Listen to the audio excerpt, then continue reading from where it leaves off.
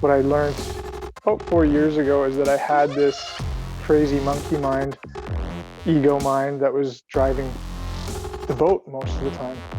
It was getting me into situations where I was stressed out, had anxiety, disappointments, all these things because I had all these expectations, but also I was creating stories and identities around how I thought things should be.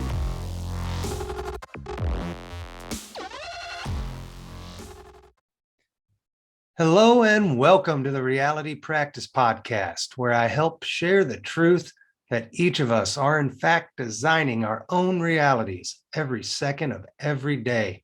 And it's all through the power and the gift of our wonderful imagination. Today's guest is James Donald.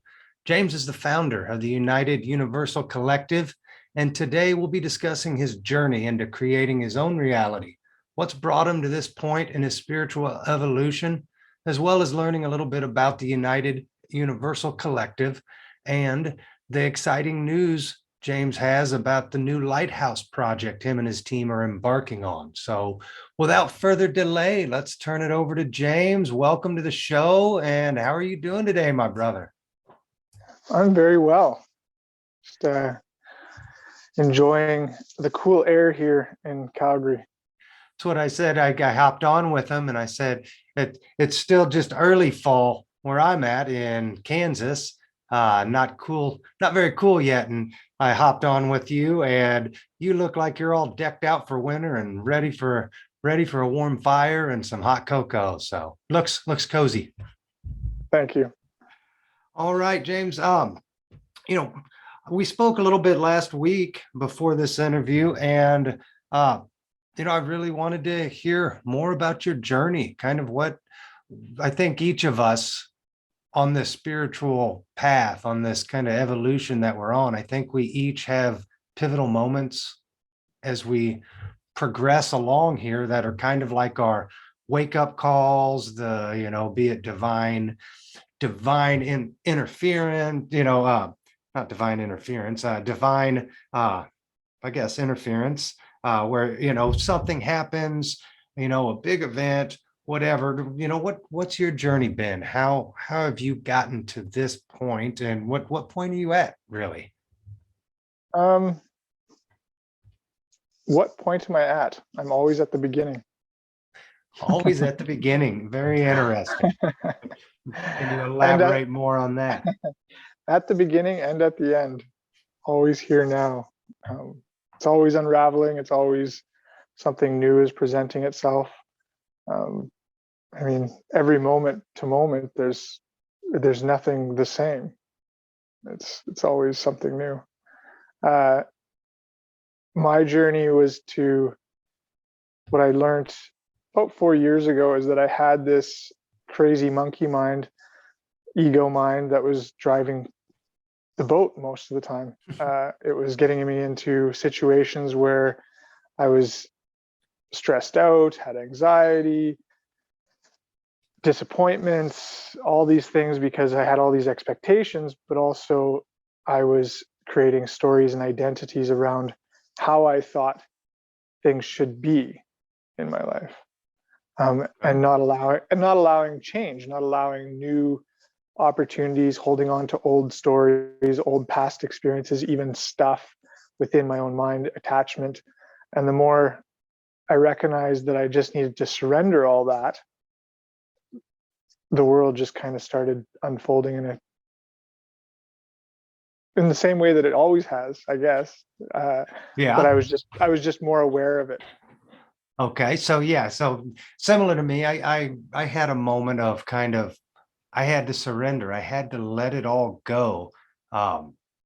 It sounds like, I was going to ask you, but you mentioned it, the past, the stories. It sounds like a lot of your life prior to 4 years ago, you were living that path. You were living in the past. You were living those stories that gave you the identity of who you thought you were.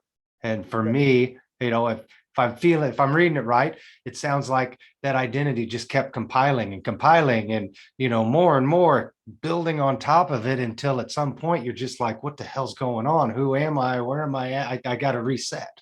Is that kind of how it culminated for you? Yeah. The question kept coming to me. I mean, I guess we can go to the story. I was married. I had a career. I had 2 boys, which I still do have 2 boys. That's good. And at that time, I had this idea of where I wanted to be in my career. I wanted to have this house. I wanted to have these things with this woman that I was married to. But there was so much underlying miscommunication between the 2 of us. There was a lot of unconscious communication. There was a lot of disharmony, which usually starts with not being fully authentic and vulnerable and honest with whoever we're relating with. So a lot of fear within that story. So what I recognized only just recently, not even then when I had my breakthrough experience, my awakening, whatever you want to call it, I still didn't see it until just recently how much the fear held me back from being honest with my thoughts and whatever was going on in my life, whether it was, this is what I'm feeling, this is what I'm needing, this is what I'm requesting, whatever that is, even with boundaries and all those things. I was almost trying to dance around the truth. And within that, it created disharmony in the relationship because I was so caught in my mind of disillusion, I guess, of like how the other person wanted me to show up. Right. So I was trying to show up. Yeah, I was trying to show up for her in the way the way I thought she wanted me to show up. That was a question I wanted to ask. Was, who told you, or where did you get these ideas, these notions? You said you had these things that your career, your family, you had all these ideas of how it should be, yet they weren't playing themselves out the way that you envision them to be. Where did those even come from? Why did you feel or think that they had to be this way or that way? Where were those ideas stemming, do you think? There could be lots of stories that I could say where it came from. It could be from the way my parents raised me, the way education system showed me, the way television showed me, which television programming is a powerful tool. Oh, yes. Right? I think I talk about it on nearly every show, every podcast I do. Somehow we get involved with that, the idea of programming and the media and television and how horrific it is. And it's beautiful, like, because once you kind of become real, like, awareness of that, it's like, oh, I've been like, whether I'm trying to be the hero and save the world, or whether I'm the victim, or I'm the perpetrator, or this is what they tell me I'm supposed to be like and how I'm supposed to act, and it's all just story.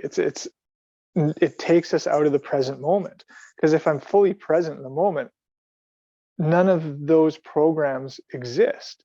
It's really just like, oh, this is what I'm doing now, and this is what action step I need to take in this moment. It's okay, I need to talk with you and chat with you. This is where I'm at. This is who I am in this moment. I'm none of the other things. I'm just this moment. That's awesome. That's literally the first thing I wrote down, I think, after like you were talking for the first like minute on here today, was you literally are, you're living in the present moment. That is, from just like I said, the first like minute of listening to you talk, it's like, wow, this is a guy that literally is realizing how important the present moment is and how to try to eliminate all that BS from our past. That's kind of why I asked you, where do you think all those stories of who you think you're supposed to be come from? And you answered, well, it could be my parents, it could be this, it could be that. you had so many things popping up that it could stem from. And my thought was, that's why it's so hard and it takes time to go back. You said it was just recently you were able to see, what, 4 years ago, kind of why the things were happening the way they did. It all became clear, right? Or much Yeah. clearer. And I thought to myself, we have so much to unpile, so much crap and baggage from not just this lifetime, but so many other lifetimes that, if it was easy, everybody'd be doing it, and poof, it'd be like, oh, that's why that happened. It all makes sense. It's like, Yeah. it takes so much time, and it doesn't just happen overnight. We've got to replay those stories over and over, because each one of those stories, it could be just that tiny little fraction of something in that story that caused us to be this certain way. But every time we replay that story, we're missing it, we're missing it, we're missing it. And after the 50th time, it's like, bingo, there's where it went wrong, or there's where that stemmed from and why. Does that make sense? Yeah. And I find that I don't need to reflect so much on the past of what those stories or those experiences were. It's more or less learning to be here in this present moment in my relationships and how I'm communicating in the present moment. And as I focus and put my attention there, I see, okay, there in that past, that's why I was acting the way I was then, because of how that I wasn't able to be this person in this moment, because in that moment I was that person, and that's okay, right? Because that's as much as I knew in that moment. And I think that's kind of the maturing, the evolution of mankind, of being. And I think on a collective level, it's also, there is a evolution that's happening where more and more people are coming to this realization. I mean, Eckhart Tolle's been talking about it forever. Wayne Dyer in different ways. I mean, all these different New Age teachers have been saying the same thing, just in different contexts, different stories, so that maybe some people would hear it different. Like sometimes you'll hear it from one person, that'll make sense, and then another person doesn't. It doesn't make sense when you hear it from them. Right. I think I just went deep diving earlier this week on. I just had this thought. It's like, okay, I'm going to look at all the different religions that are out there, like the top 10 religions. I'm going to go through and I'm going to do all these. What are their fundamental principles? What does each one truly believe? And the more I'm diving into it, which I already knew the answer, but I'm able to see it. The more I'm diving into it, it's like the same fundamental principles exist across the board. It's just which speaker, which person, which religion resonates with you the most, in order to understand that lesson, right? I teach reality practice. Basically, there's tons of other people out there, Wayne Dyer, like you said, Eckhart Tolle. Everybody's teaching fundamentals of the same stuff, right? We just, some people resonate more, some people don't. I have a what I like to call, what you were just talking about, kind of that understanding of being able to see back in the past, not live there, but see back there from the present and understand why it happened, and kind of see the reason for it, the purpose for it. And that's what I started doing last year, when my awakening really started hitting me, understanding that everything has happened exactly the way it had to happen for me to be here right now as the man I am. And I see that as grace. My whole, primary question I ask myself anymore is, how am I recognizing the grace in this present moment? The beauty in this present moment of everything that has happened prior to this, that's made me this person, that horrible pain that I suffered. How can I see the grace and the beauty as to why I had to suffer that in my, in the story I tell myself, to be here now and live in this present moment? I'd love to hear your thoughts more on this, because not enough of us are living in the present moment. We let that past just kick our ass day in and day out until it just breaks us down and beats us.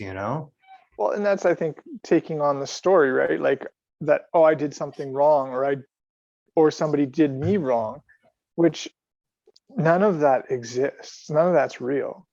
I created the reality that I was in. I manifested it unconsciously or consciously in moments. I created it. So if I pulled in a situation that created suffering, was because I was unconsciously not aware of what I was actually creating. But James, what about the sick people? What about the starving people? What about, I get this all the time in chat lines and everything, and I try my best to explain it to people, but they still get pissed off. They still get upset. What about my mom's dying of cancer? And it's like, I know it sucks, but on a collective level, we're creating that as well. We on a collective level, we're creating all the realities that are out there. So to change that, how would we want to see our life to affect all of that? Like create the ripple effect, right? Like the help creating a new world. And all I can think is like, yes, all of those things are happening, all the suffering in the world. But I know that my life, my experience, I could literally be on the streets and homeless if I allowed that to manifest into my reality. And I've been very close to it throughout my life. Yeah. Where I was living on a couch and not knowing where to go. Right. And because my perpetuating mind and those predominant thoughts were keeping me in there. And the only thing that actually got me out was prayer, which is just, again, me changing my thoughts. Okay. And Right. asking for something different. You're Right. like, oh no, this isn't what I want to be doing. This isn't where I want to be. I love that, the idea of prayer. People have been brainwashed to believing that prayer is religious and meditation is metaphysical. Meditation is prayer. Prayer is meditation. I mean, they are literally the same thing, just called different. When people ask me, well, I can't meditate. I don't know how to meditate. What are some techniques? And it's like, literally, do you pray? Well, yeah, that is a form of meditation. It's you're focusing your energy and you're calming all your thoughts. You're focusing your energy and directing it at that one thing that you're praying on. You're talking, you're having a conversation with God. That isn't that literally all meditation is connecting with spirit, however you need to connect to him. Yeah. Well, and connecting to the universe, God, creator, whatever we want to call it, is just connecting with the energy that's inside of everything and recognizing that is, okay, now I'm thinking in this direction. This is, and it's funny because I look at my past and in moments where I've like had those moments where I've asked for something, I've always received it. And then when I start to get in that, I'm like, oh, I received this beautiful gift from the universe. But then I start to have like experiences where it's not going exactly how I wanted it to do. And then I attach to that. And then I attach to the suffering within that. And then I create more of that suffering until I'm like, no, I don't want to suffer anymore. That was a perfect answer, cycling back to what I wanted to ask. So then, why do bad things happen? Why do bad things happen to good people? Why do bad things happen to bad people? Why do bad things, situations manifest for us? What do you think? I think it's just that what I see for myself is that I move between the duality of suffering and happiness. And so when I'm in that suffering state, I don't see that's how, I don't see a way out. Until it was so bad that I was like, no, this isn't where I want to be. So for you, the suffering's a catalyst. It sounds like it's a way for you to kind of, you get into this haze and all of a sudden it's like, ow, shit, it's getting hot. I need to move. I need to get off the stove. Yeah. And I think the more we become aware of this pattern, and if I look at society or like the world, is a lot of us live in very low vibrational fear, like almost like a numbing fear. We don't even realize we're living it. Mm-hmm. Because whether it's I have to pay the bills, I have to pay the rent, I have to do all these things, and it's like always in the future, and it's usually not a very pleasant feeling. It's not a pleasurable feeling to have to think that, oh, I got to pay all these things. It's like weighs on us. It starts to weigh on us, and then okay, well, my wife is doing this, and when this person, my boss, is always yelling at me, or whatever it is, it's like I'm compounding all of this stuff and never really I'm only seeing it from that lens. Yeah. Until I don't want to anymore. And then it's like, no, this isn't. And some people stay in that for years and years, stay in their whole life. They don't recognize that that's the reality they're creating.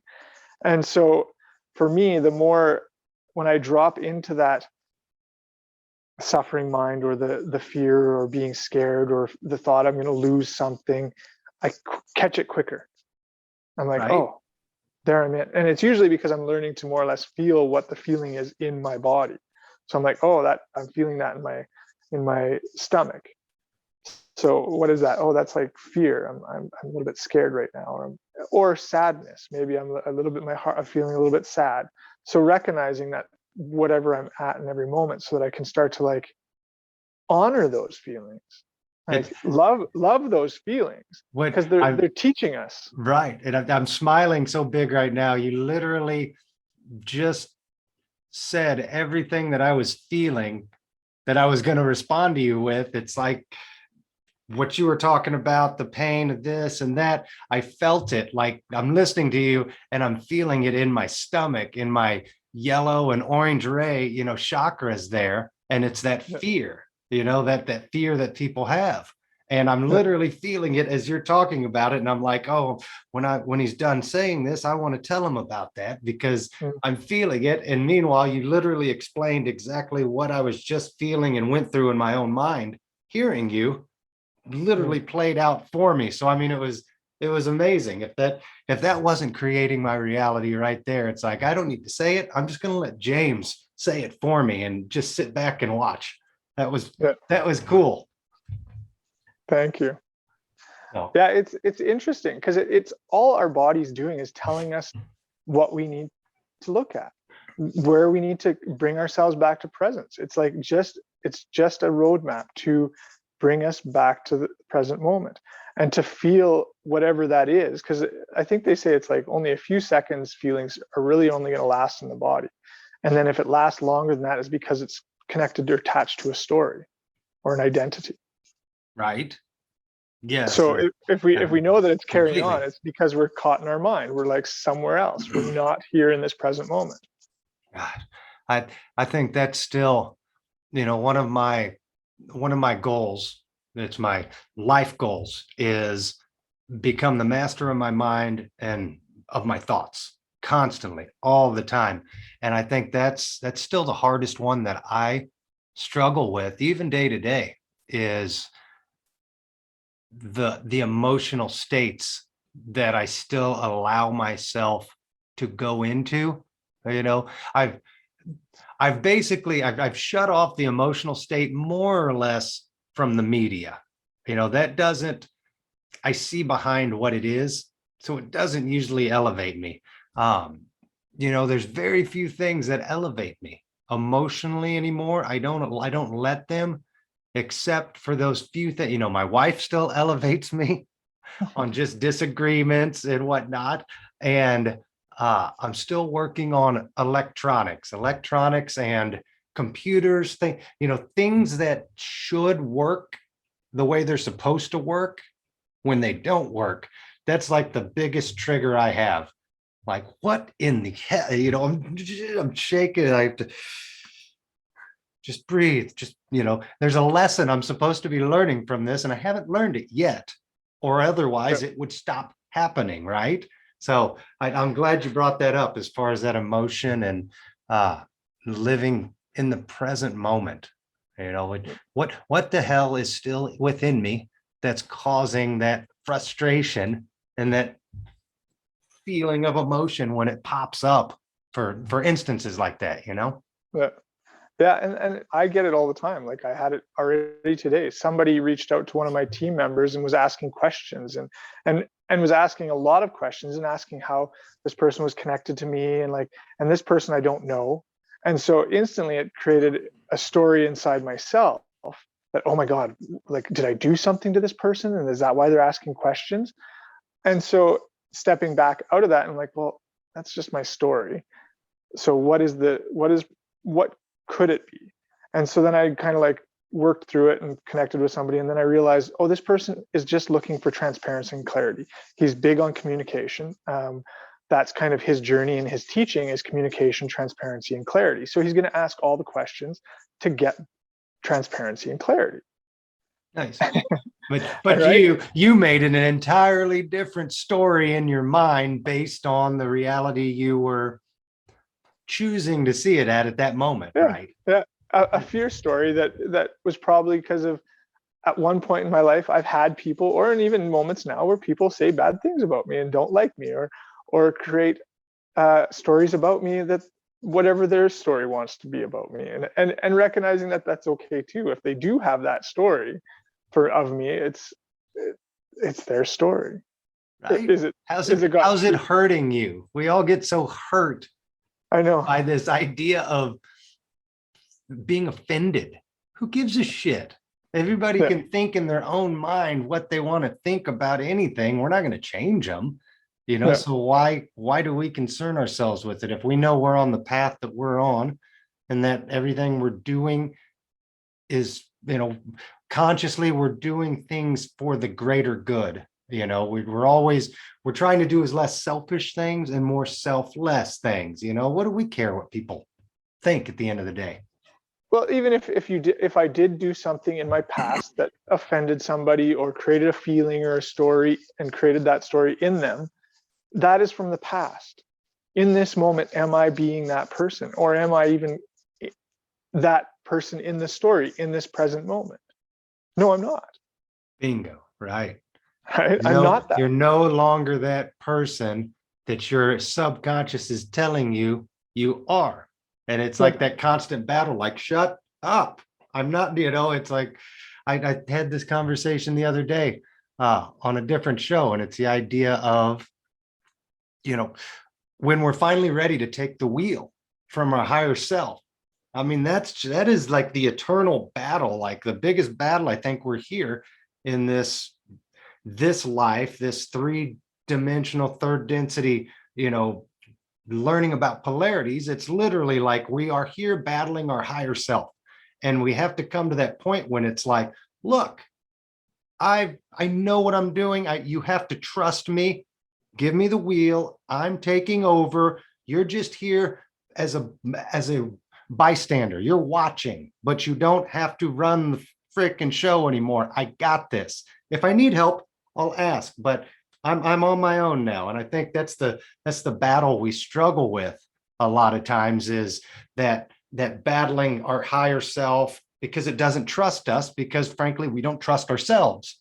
And does that make sense? Yeah. Uh-oh. You're hitting me. There we go. Yeah. Checking in with our higher self, checking in with what's going on in the body, like recognizing, okay, well, why am I making this decision? Is this decision from a place of fear, or is it from a place of love? And is it from a place of trying to get something or manipulate or deceive the person because I want something so bad, I'm going to say whatever it takes to get what I want?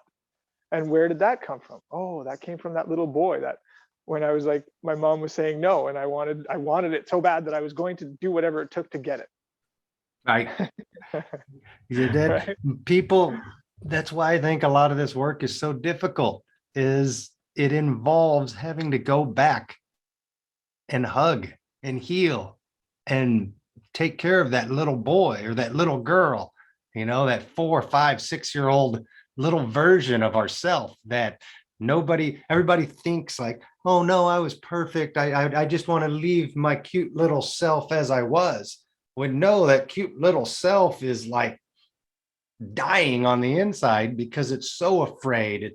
I think it feels like we've abandoned it. At some point in our lives, we all cut it off and we lose that creativity, that imagination. And that's like kind of we sever the cord from that little child. And all that little child wants is come back, come hug me, come hold my hand on this as we walk through this journey. And meanwhile, people are too afraid to try and go back and rescue that little child because it's freaking scary. It's hard work. And most of us aren't prepared to have to take on that work. Would you agree with that? Yeah, well, and just recognizing, I think acknowledging where it's coming from. And again, it's always like that acknowledgement. Oh yeah, that's why I'm doing that. That little boy that wanted somebody to say yes, and when it doesn't say yes, it feels abandoned, or it creates the story that it's being abandoned, and that it's not, what's happening isn't the perfect situation for what I'm wanting, but to just sit with it, be present. Again, coming always back to the present moment, like recognizing, yes, okay, this is what's creating a feeling and emotion and a story, and recognizing, acknowledging it, and then coming back to the present moment. Because the only place I can love that little boy is being here now. I truly believe the only place love exists is in the present moment. Unconditional love, where everything is perfect in the present moment. It doesn't need anything, it doesn't have to get anything, it's just being. I love it. That's as simple and perfect as it needs to be. That everything is right now. All the love, all the joy, everything is right here, right now. I look at it, there is no past, there is no future, there's only right now and what we choose to do with it. So I think that's beautiful words, James. Why don't we move along here, or else we could continue on this path for a couple more hours. I have no doubt. But why don't we discuss a little bit, get into the United Universal Collective? Tell us all about it. What is it? What are you trying to do with it? Take over. I'd love to hear more. It's manifesting and has legs of its own, I believe. The vision came to me just after I started reading the Eckhart Tolle, The New Earth, and looking at myself. What am I? Who am I? Why am I here? Those are the questions that I was asking during that time, and I recognized that I've created this reality from my crazy mind. I created all the suffering from that place. I was letting my ego drive the boat, that little boy, whatever you want to call it, run the show. And so I started meeting different practitioners, teaching different ways of being. And I realized, I'm like, in that vision, it was like a center, a healing center, an awakening center. And so in that, I was like, okay, well, it's the name kind of stands for itself. The name came to me too, and I was like, oh, okay, United Universal Collective. Well, what is that? And it's changed a little bit, where I've had a more understanding of what it kind of is that it's a bunch of people creating this space. It's not just me creating it; it's other people's visions as well. And it's a group of people that we're all united. I mean, all of us, and even within the word united is union, which is the union, which is union with self, that being centered, united in this present moment with all things, that oneness. So where is it's that's a Facebook group. It is a Facebook at the group, moment. at the moment, right? We did have a physical location for a little while, which we were hosting different events. It was kind of just the beginning, and I was kind of just jumped into it. The space was presented, and I jumped and was like, let's do this. It wasn't sustainable. It was a great teacher, It also showed me lots of parts of myself, as well as, again, where that little boy comes out and tries to control things, ego, whatever you want to call it. And so then I let go of that space and had to grieve that part of me, that death of me. And then I know that feeling. I've had to put down a couple businesses here and there over the years, and it's yeah, never a fun feeling. yeah. And then it after I did that, a whole bunch of different people, still a few of the group stayed with me. I mean, there's the 500 in the group, which they're just waiting to see what's going to unfold.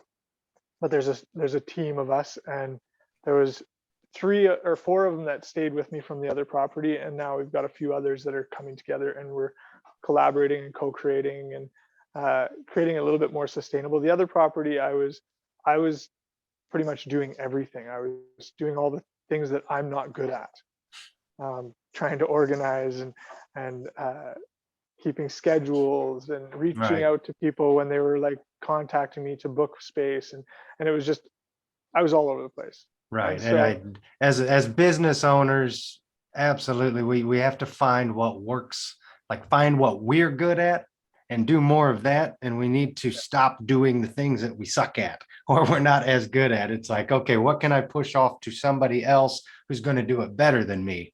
I've always struggled for most of my life with that. I like to do everything myself. And if I tried to do that, I would never get anything accomplished or done, at least in a timely manner. yeah, so I have somebody that's on my right side that is really good at organizing and scheduling and planning. So she's a great asset. It's kind of, I think I was asking for that the whole time. Again, manifesting, right? So Right. during what I could see that wasn't working, I kept asking, kept praying. Well, this is what I need. These are the parts that I need. I need people to like buy into this and want to be part of this and take accountability that it's theirs as well, and take ownership. And so Mm-hmm. within that, all of those pieces came. Ones that are investing in themselves within this vision. So it makes them accountable as well as me accountable for who I show up with and how they show up as. So we're now opening another property here just outside the city. It's about 20 acres, so we can do lots of stuff outside, especially during where the world's at. Right. Navigating these You're out in the times. middle of nowhere, able to do your own things as opposed Yeah, to being in the city and whatnot. yeah. Well, and navigating where we're at in the world and being conscious and mindful of how everything is and where we're at right now. I mean, this is a new time, a new territory that none of us have ever experienced. So we're in uncharted waters. I mean, our government is in that. We're in that. We're all in that, right? Like I'd say nobody knows. that's an understatement of the year there. Yeah. Uncharted waters for sure. That nobody knows what's the best approach, and we're just all trying to figure that out the best way we can, and hopefully from a loving space and not a fear place. Right. Hopefully coming to the present moment and making the decisions from the present moment, not from story, not from how we think it should be, and that we know best. Really tuning into the present moment and like saying, okay, well, this is how I'm showing up in this moment. I like and so that. that's kind of what the space is going to be, is hopefully we can show people to be present, to feel what the presence of the now is, to be Right. in that state of love. I mean, we talk about lifting the vibration of the planet. Well, the only place we can do that is in the present moment. Mm-hmm. And then that will change. That's where the change will happen, is the present moment. We'll start to live in that vibrational energy, and we'll see what comes from that. I mean, maybe that's all we're here for, is to show people to be present. Maybe that is our purpose. That is to be in full service, is to bring people to the present moment. Very well. Yes. Lift them out of fear. Lift them out of fear without telling them that they're in fear, or telling them that they have to do a certain thing. Just being like, hey, be here now. Be here You know, with me. I love that idea. It's kind of, I think that's a better way of kind of understanding what this new earth is supposed to be. It's the letting go of the past, of the fear, the fear of everything, death, of not having enough money, the fear of lack, the fear of uh abandonment, all those things that existed in our past. When we're able to be present, we can live and experience the life we want to create, right? And even further, it's like if we're going to a new earth where the ways we used to live, let's say capitalism, big business, things like that. I'm a capitalist guy, don't get me wrong. Value for value is how the world as we know it works. But I feel like we're headed possibly towards a new earth in the terms of there aren't going to be these huge corporations and these big governments and everybody controlling everything. People will be able to do what they want to do in the present moment. They're not going to be afraid that they can't pay their bills, that they're not going to have a place to live, that they're not going to be able to eat. The fear gets eliminated, and all of a sudden, people are emboldened to do what they want to do, what inspires them, what makes them happy, what gives them joy. There's going to be, in my vision, there's going to be plenty of people that want to just live on the beach or live up in the mountains and do nothing. More power to them. Go do nothing. But the ones that are inspired, the ones that want to teach, the ones that want to learn more, that want to travel the stars, the galaxy, all of these things, we can pursue our passions now and live in that moment, in that current moment, like you're talking about, as opposed to allowing that fear of whatever it is to keep us, to drag our energy down, our vibration down, to keep us stuck from moving and evolving forward. I think that's the way I envision the new earth. At least a fraction of it is living in that present moment, doing what makes us happy, resonating more of the good vibrations. What's that song? Good Vibrations. It just popped into my head. But yeah. Yeah, and I think that's it, right? Like, you see a world where there is no competition. It's just being with self and knowing what the self is needing, like, and living in that. Like, this is what I'm needing, so I'm going to go this direction. This is what I'm wanting to experience, so I'm going to go in this direction. Yes. And tuning into what that is, like, and not being like, if I'm in love, I'm going to want to be in love. I want right. to, the more I feel the presence of love, and not the idea of being in love with somebody or having to have somebody in my life, but being in love, which is in the present moment. Oh, I'm like in that state, and whoever I'm in that state with, I'm completely in love with them. Nice. Yeah, I completely agree. It's I've learned, like, especially over the whole past year and a half with the uh quarantines and disruptions to everything, I've learned, and I've been fortunate enough that I've been able to do a lot of what I've wanted to do, like on my time. I work from home, I run my own business, but whereas before it's like I got to do this at this time and just real regimented, and a lot of times it didn't feel within me like it was, like I was going against what my body was telling me or my energies. And I've been able to really, over the last year, kind of hone in on what I'm feeling.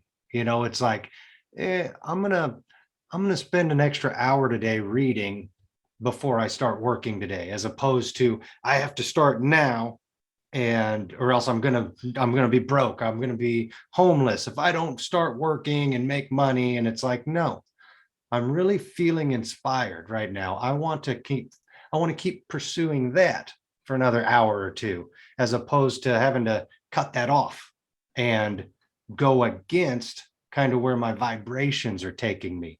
So I've really enjoyed that over the last year. I feel like it's been a valuable learning lesson for me. Have you experienced or been able to do that through this whole mess we've been living through? For sure. In moments, living in the moment, what is alive in the moment? Mhm. And this is what's alive in the moment, be in that. In other times, then I try to take control and be like, oh, I got to do all these things, and I got to get this done, and I got to get this done, and then usually that causes me a lot of stress and anxiety. Absolutely. Which is just another part of the journey. It's like, okay. And then when I recognize that even when I don't always do the things that I was going to plan to do that day, something else unfolded in a way that wasn't exactly fully planned. But yeah, I'm like, got up, did my meeting, which was important, I think. And then I had this Zoom, and I meditated prior, and then now I'm meeting another friend to go for a walk down by the river and talk about an event that she wants to put on, and that just kind of unfolded. I hadn't planned that, and then I was invited to a dinner to talk about what we're creating in the future. And again, I didn't really plan too much of this day, other than I knew that I was going to go on a Zoom call with you, which I even got a little bit thrown off because I thought it was later on. So, I mean, Well, hey, and sounds like you're the doing a more, lot of talking about this new, you gotta protect the voice, drink some warm tea or something. You're doing a lot of talking about the new project. So yeah, it's yeah, there's lots of just being present and knowing what action steps, and if something changes and arises, going with that.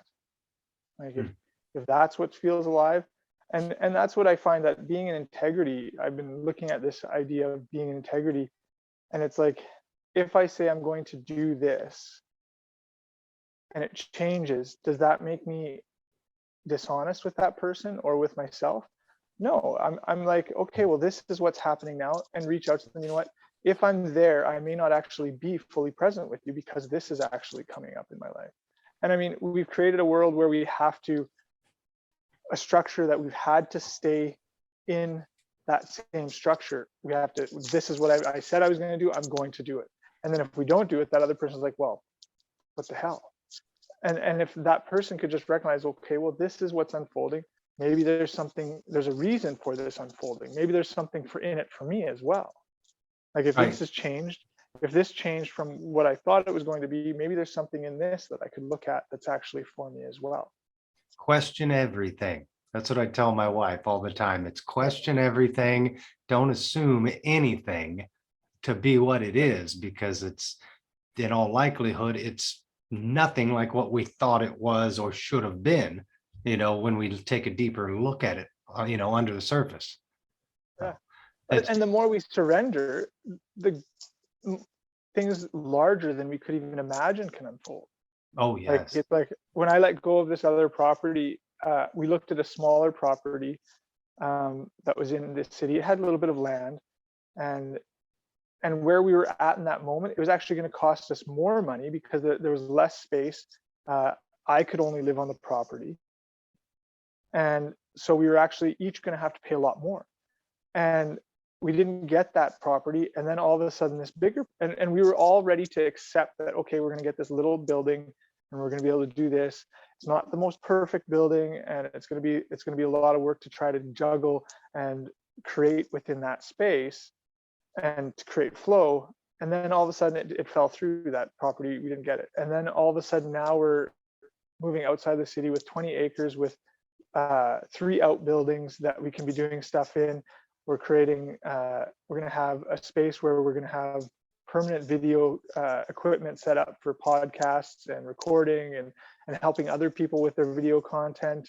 And it's a separate building, so it's pretty much soundproof. Like whoever's in there can be as loud as they want, and they're not going to be distracted by other things that are happening, right? Like something much larger. And it actually, because it's bigger space, we have the opportunity to do more.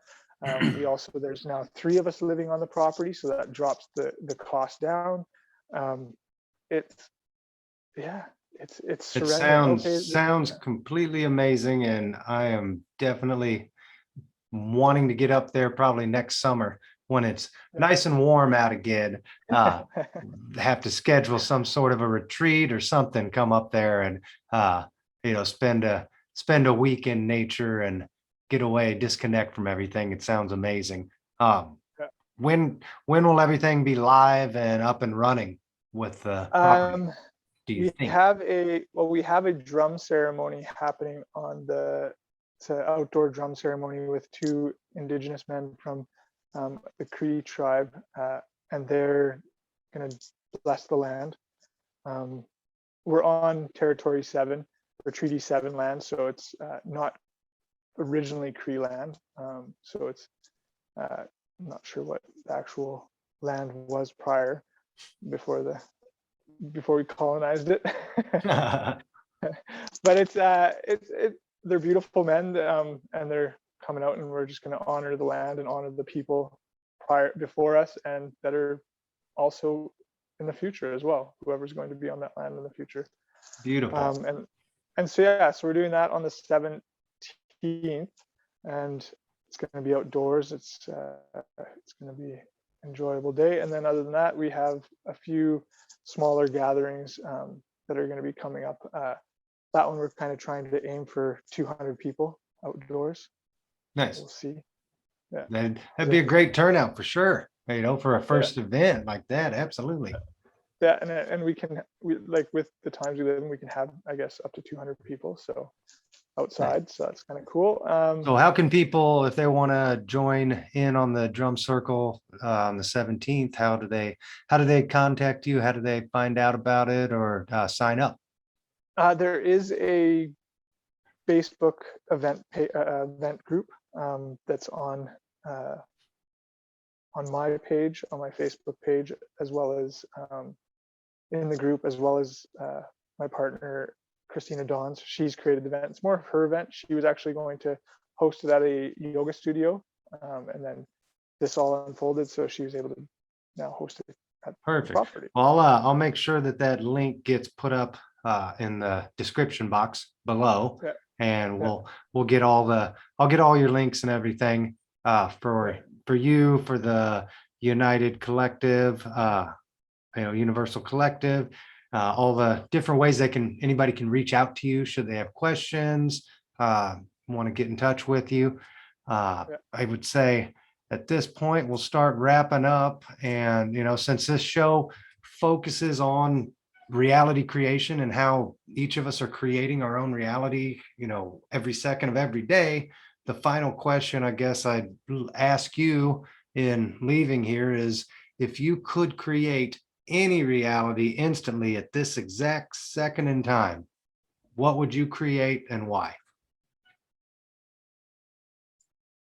I would create this very moment. Perfectly said, from the man who lives in the present moment. I like it. There's one book that I would suggest that really supported me on this journey, and it was Michael Singer's The Surrender Experiment. The Surrender Experiment, you said? Yeah. Okay. I'll have to put it onto my extensive reading list. I think I've done just at about 300 books in the last 18 months. So I'll have to put that one on the list and see when I can get to it. The Surrender Experiment. Yeah, and it's Michael Singer. So he actually created a huge business corporation in the States back in the 70s. I'm familiar with his name, Michael Singer. I don't remember how or why, but I know of him. Yeah, he has a spiritual center in Florida where he has a lot of like Oprah and like a lot of those ones, Deepak, going to that center as well for different events that he's held. I don't know if it's still being used and utilized, but now that you mention it, I think I know exactly who he is, what he looks like. I've seen Yeah. them in the media and whatnot. So Yeah. I will definitely check it out. If it helped you so much, then definitely I will hop into it. So we'll go ahead and wrap it up here. And I wanted to Okay. say thank you so much, James, for coming on and joining me today. This has been a fantastic hour discussion. I think we took a deep dive on reality creation, and definitely a higher level than a lot of what's out there. So I really enjoyed getting deep with you on that. I want to thank everybody who's listening today, and if you like this interview, please make sure you hit the thumbs up button, give it a like, and share it with your friends. If it's resonating with you, share it with your community. If it resonated with you, make sure you hit the subscribe button on my channel here, get notified of any future interviews and my new exercises and videos that come out weekly. So until next time, thanks again for watching, and have a great day. And remember to ask yourself, what reality are you choosing to create today? Talk to you later. Bye. Thank you.